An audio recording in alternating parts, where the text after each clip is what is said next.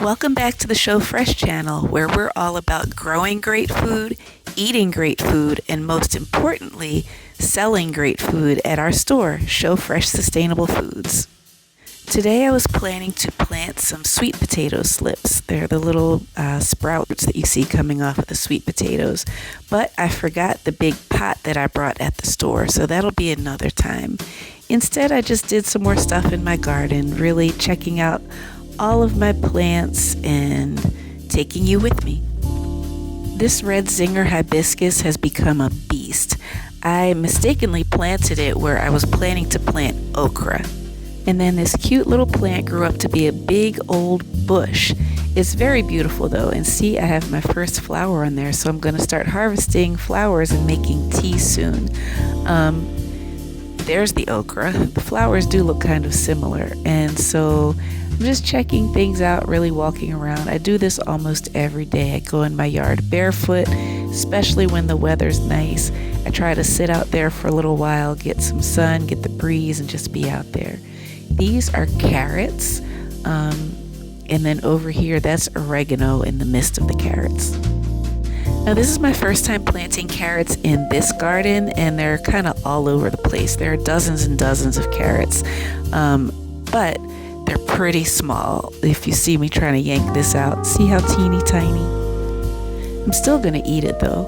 When my husband started our first big garden, we lived in New York, and he planted some carrots, and they were crazy. They were big and really nice, but they were funny shapes. One looked kind of like a fist. I have a lot of aloe in the garden, but that one's getting smothered by this giant hibiscus.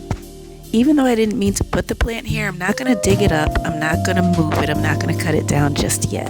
What I am doing is making a bunch of new hibiscus plants, and I cut the leaves off the bottom so they can go in water and start getting some roots, but you can eat the leaves. And my son just pulled out a bigger carrot and gave it to me. It's got some little nodules on it. I don't think I've ever seen that before. My son said that means it's going to seed. I didn't like the texture, it was weird to me. But once I wash it and peel it, I'll probably eat it anyway. Okay, so back to the hibiscus. These leaves have kind of a lemony flavor. My son's actually the one who told me you could eat it. He just went off and picked one like a month ago. And he is, I'll have to tell you about him another time. But I did prop it up with a pot that I had in the garden so it can sit up straight. And now that it's sitting up, that one flower that was going straight up in the sky is now off to the right. And now the other little plants around it can get more sun. So here I'm just taking some compost and putting it around the base of the root just to help it stay strong. That's not going to help support it at all, but I'm just helping to feed it and make it a little stronger and pulling some weeds.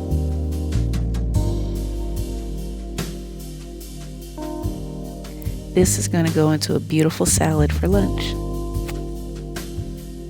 And now I'm just watering some of my plants. I have the hose on the soak setting, so I'm actually just watering at the base of the plants, which takes a little longer than just standing there and spraying it like rain. And I'm not doing this for the whole garden because I really don't have time for that. But for these, that's what I'm going to do. And that's broccoli, cauliflower, and cabbage over there, and some basil. Now this is a butterfly that visited the garden a few times, and you may know that I love butterflies. My mother loved butterflies, and now I really love them too. Well, now I'm going to relax for just a few more minutes and drink the rest of my water before I go inside. Bye. If you enjoy our content, please comment, like, subscribe, share, and definitely come visit us at Sheaux Fresh Sustainable Foods at 1434 North Durgenois Street in New Orleans.